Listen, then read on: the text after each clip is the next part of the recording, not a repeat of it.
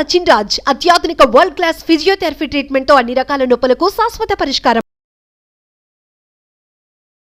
నమస్తే శంకరి గారు. నమస్తే ఉషా. మేడం, ఎప్పటి నుంచో డౌట్స్ అడుగుదాం అనుకుంటున్నాను. అంటే మనీ అట్రాక్ట్ చేసుకోవాలన్నా, మనీని మనం సంపాదించుకోవాలనుకున్నా, మనీ మన ఇంట్లో నిలకడగా ఉండాలనుకున్నా, బయటికి వెళ్ళి ఉద్యోగం చేసే వాళ్ళు ఒక ఎత్తు అయితే, ఇంట్లో ఉన్న లేడీస్ చేయాల్సిన పనులు ఏంటి అంటే, మనం తెలుసో తెలియకో చిన్న చిన్న పొరపాట్లు కూడా మనం చేస్తూ ఉంటాము. కొన్ని వస్తువులు లక్ష్మీదేవి ప్రతిరూపంగా మనం భావిస్తూ ఉంటాము. మరి వాటిని మనం ఎలా చక్కదిద్దుకోవాలి, ఎలా మనం మనీని అట్రాక్ట్ చేసుకోవాలంటే ఆ వస్తువులకి ఫ్రీక్వెన్సీ ఎలా ఉంటుందంటారు? జనరల్గా ఏంటంటే లేడీస్ ఎక్కువగా ఉపయోగించేది స్టవ్ ఒకటి. స్టవ్ దగ్గర మనం కొన్ని జాగ్రత్తలు తీసుకోము. ఏదో వంట చేసేసేమో అయిపోయిందిలే అని అనుకుంటాం, కానీ మెయిన్గా మనీ బయటికి వెళ్ళిపోవడానికి కానీ ఇంట్లోకి రావడానికి కానీ స్టవ్ కూడా మెయిన్ రోల్ ప్లే చేస్తూ ఉంటుంది అనమాట. చాలామంది వర్క్ అవడం కోసం ఏం చేస్తారు, 3 బర్నర్ స్టవ్స్ పెట్టుకుంటూ ఉంటారు. 3 పొయ్యిలు పెడుతుంటారు. ఎప్పుడు కూడా ఇంట్లో 3 పొయ్యిలు అనేది పెట్టకూడదు, అస్సలు పెట్టకూడదు. ఉంటే 2 లేదా 4, 3 మాత్రం అస్సలు ఉండకూడదు అనమాట. అవి ఉండడం వల్ల ఏమవుతుందంటే మనుషులకి మెంటల్ టెన్షన్ డెవలప్ అయిపోతుంది.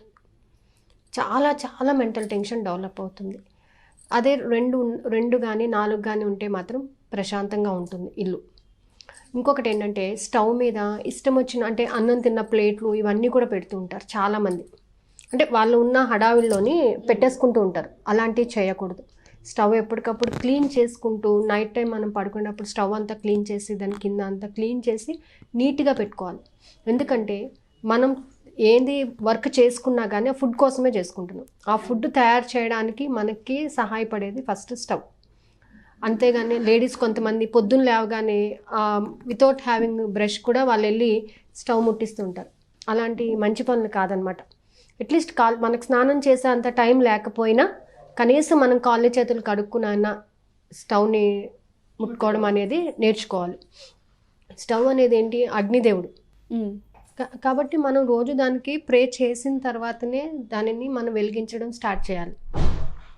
అంతేగాని ఇష్టం వచ్చినట్టు మనం దానిని వాడడం కానీ, చాలామంది చాలా మిస్యూజ్ చేస్తూ ఉంటారు స్టవ్స్ దగ్గర. అలా 4 పెట్టకూడదు. ఇంకొక విషయం ఏంటంటే అన్నం తిన్న తర్వాత అన్నం ప్లేట్లు నాకుతూ ఉంటారు చాలామంది. అది బ్యాడ్ హ్యాబిట్ అనమాట. దరిద్ర దేవత తాండవం ఆడుతూ ఉంటుంది అలా ఉంటేనే. అన్నం తిన్నాక ప్లేట్లన్నీ ఇట్లా ఇచ్చేస్తూ ఉంటారు. అన్నం కూడా సరిగ్గా తినరు కొంతమంది. అన్నం ఇట్లా ఎగరేసుకుంటూ ఉంటారు.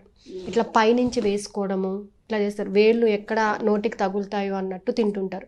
ఇవన్నీ ఏంటంటే మనకు తెలియకుండా మనం చేసే తప్పులు అనమాట. అన్నం తినేటప్పుడు ఎప్పుడూ కూడా మంచిగా కలుపుకోవాలి. నోట్లోకి మొత్తం వేళ్ళు వెళ్ళేటట్టుగా చూసుకోవాలి. ఒక వేలు పక్కకు పెట్టి 3 వేళ్ళతో తినడము, స్పూన్స్తో తినడము ఇలాంటివి చేస్తుంటారు. ఇవన్నీ మనకు తెలియకుండా మనం చేసే తప్పులు అనమాట. అంటే తిండి లక్ష్మీదేవితో సమానం. ఇవన్నీ అమ్మవారి రూపాలే. కాబట్టి వాటిని మనం ఎంత జాగ్రత్త పడితే అంత బాగుంటుంది. ఇంకొకటి ఎస్పెషల్ ఏంటంటే అన్నం వండుకుంటాం కదా గిన్నె, అది ఏం చేస్తారంటే ఊడ్చేస్తారు. ఒక్క మెతుకు కూడా లేకుండా ఊడ్చేస్తారనమాట. ఊడ్చేసి బయట వేసుకుంటూ ఉంటాం. అది చాలా తప్పు. అట్లీస్ట్ 1-2 మెతుకులన్నా ఉండాలన్నమాట. అప్పుడు అభివృద్ధి చెందుతూ ఉంటుంది. ఎప్పుడైతే మనం ఊడ్చేస్తామో అప్పుడు మనకి దొరకడం కూడా కష్టం అయ్యే రోజులు వస్తాయన్నమాట. అలాగే భగవద్గీతలో కూడా చెప్తాడు, కృష్ణుడు పాండవులు వెళ్ళిపోయేటప్పుడు అక్షయ పాత్ర ఇస్తాడు. ఒక కండిషన్ చెప్తాడనమాట. దాంట్లో అట్లీస్ట్ 1 మెతుకన్నా ఉండాలి అని చెప్పేసి. అంటే ఏంటి, అక్కడ అభివృద్ధి చెందుతుంది. మనం ఎప్పుడు కూడా ఏదైనా కానీ ఊడ్చడం అనేది చెయ్యకూడదు. ఎస్పెషల్లీ అన్నం గిన్నె. అన్నపూర్ణాదేవికి కోపం వస్తుందన్నమాట. అందుకని రాత్రిలే అన్నం గిన్నె ఖాళీ చేయాలంటే కనీసం అంత అన్నమన్నా తీసి పక్కన పెట్టాలి. అంత అన్నమన్నా తీసి మనం పక్కన పెట్టుకొని మిగిలిన గిన్నె మనం బయట వేసుకోవచ్చు. అలా రోజు చేయండి. మీ ఇంట్లో ఎప్పుడు కూడా ధనము ఎప్పుడు ప్రవాహంలాగా ఉంటుందన్నమాట. దాంతోపాటుగా కొంచెం పెరుగు, పాల గిన్నెలు కానీ పెరుగు గిన్నెలు కానీ అన్నం కానీ ఊడ్చేసి వేయకూడదు ఇప్పుడు. అంటే మనం తోడు పెట్టుకున్నా కానీ ఎంతో కొంత పెరుగు, అంటే ఇది రేపటికి మనకి ఇంకా అభివృద్ధి చెందుతుంది. పూర్వకాలం ఏం చేసేవాళ్ళంటే అన్నం ఉంచి దాంట్లో పెరుగు వేసి పెట్టేవారు. అండ్ నెక్స్ట్ రోజు అది తినేవారు. అంటే ఎనర్జీ బాగా వచ్చేదన్నమాట. పెద్దల మాట సద్దన్నం మూట అంటుంటారు. అలాగే ఏంటంటే రాత్రి అన్నము పొద్దున్న తింటే వాళ్ళకి చాలా ఎనర్జీ అనేది వచ్చేదన్నమాట. అంటే ఏంటి ఇక్కడ అది అభివృద్ధి చెందడానికి, మనలోని వర్క్ని ఇంకా ఇంక్రీజ్ చేయడానికి, పాజిటివ్ ఎనర్జీని పెంచడం కోసంగా ఒక సింబల్ కూడా అది. అందుకని ఎప్పుడైనా కానీ పెరుగు గిన్నెలు కానీ బయట వేసేటప్పుడు కొంచెం పెరుగు తీసి అన్నం మీద పెట్టి పక్కన పెట్టుకోండి. ఖచ్చితంగా లక్ష్మీదేవి మన ఇంట్లోకి ఖచ్చితంగా వస్తుందన్నమాట. స్టవ్ దగ్గర మాత్రం చాలా క్లీన్గా ఎప్పటికప్పుడు నీట్గా. చాలామంది ఏంటంటే అది కడుక్కోవడానికి టైం లేక చేస్తూ ఉంటారు. ఇప్పుడు కొత్తగా ఏంటంటే బ్లాక్ కలర్ స్టవ్స్ ఎక్కువ వాడుతుంటారు. అంటే ఆయిల్ పడినా కనిపించదు మనకి, మనం ఉండే ఈ బిజీ షెడ్యూల్స్లో ఎక్కడ క్లీన్ చేసుకుంటాము అని. అవన్నీ ఏంటంటే మంచి సిమ్టమ్స్ కాదనమాట. అది క్లీన్ చేసుకోకుండా ఉంచుకోవడం అనేది బద్ధకంతో మనం చేసే పని, దరిద్ర దేవతని ఆహ్వానించుకోవడం. కాబట్టి ఎప్పటికప్పుడు స్టవ్ ఫస్ట్ నీట్గా పెట్టుకోవడం నేర్చుకోవాలి.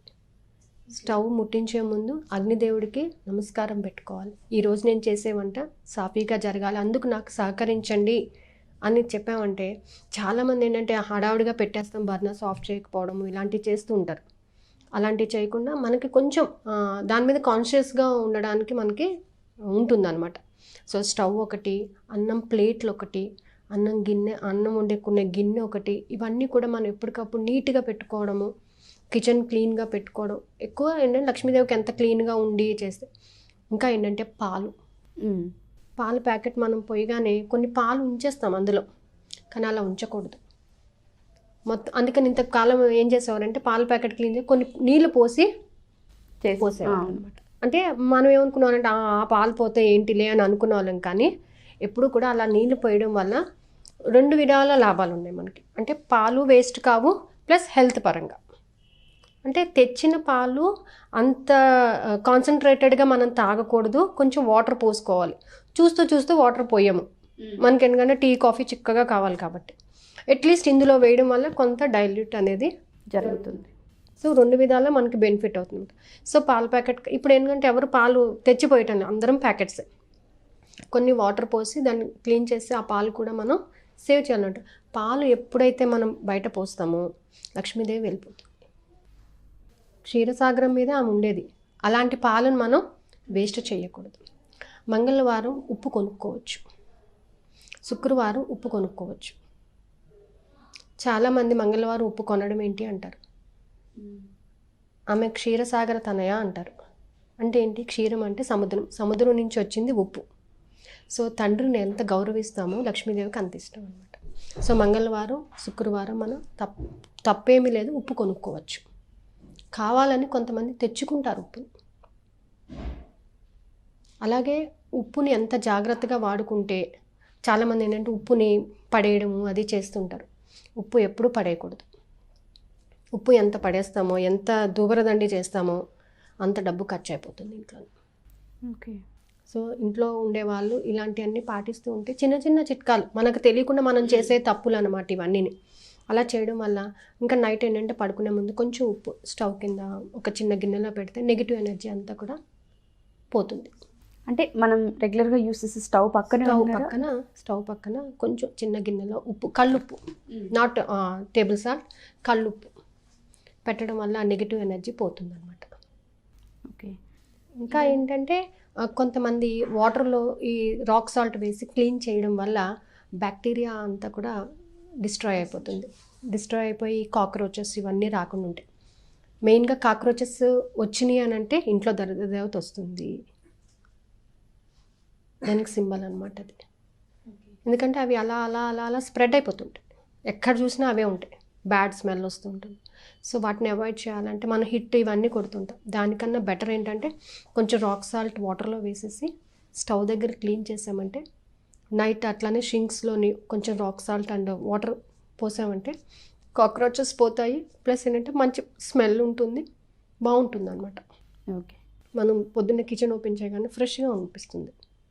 మనీ ఫ్రీక్వెన్సీకి మనం ఇవన్నీ జాగ్రత్తలు పాటిస్తే ఖచ్చితంగా మనీ పెరుగుతుంది. ఎందుకంటే స్టవ్ ఎంత నీట్గా ఉంటే మనం చేసే వంట కూడా అంత బాగుంటుంది. మనం చేసే వంట ఎంత బాగుంటే తినేవాళ్ళు అంత సంతోషపడతారు.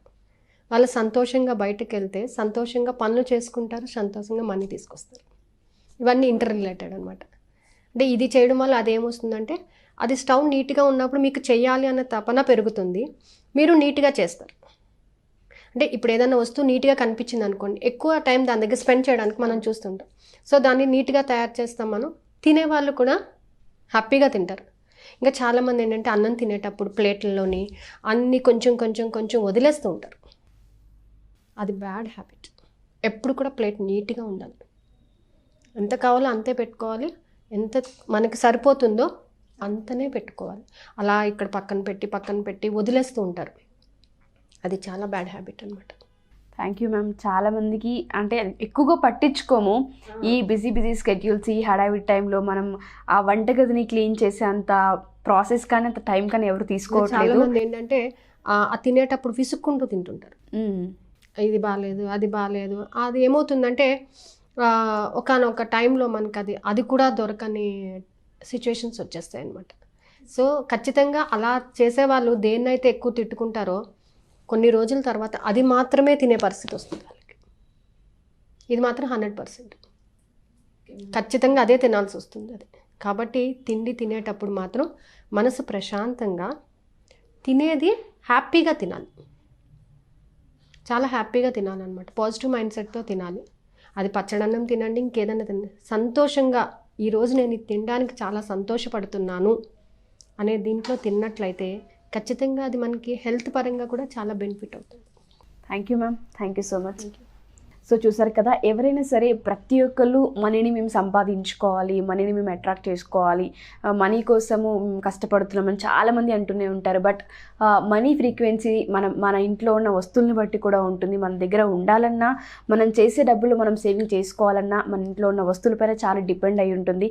సో తెలుసో తెలియక చిన్న చిన్న మిస్టేక్స్ ప్రతి ఒక్కరు చేస్తూనే ఉంటాం. అట్లీస్ట్ ఈ ఎపిసోడ్ చూసిన తర్వాత వాటిని చేంజెస్ చేసుకోండి. దాంతోపాటు ఎవరికైనా క్లాస్ కావాలనుకున్నా, ఒకవేళ 1-to-1 సెషన్కి కనుక ఇంటరాక్ట్ అవ్వాలనుకుంటే కింద స్క్రోల్ అవుతున్న కాంటాక్ట్ నుండి కాంటాక్ట్ చేసి ఎన్రోల్ చేసుకోవచ్చు. Thank you.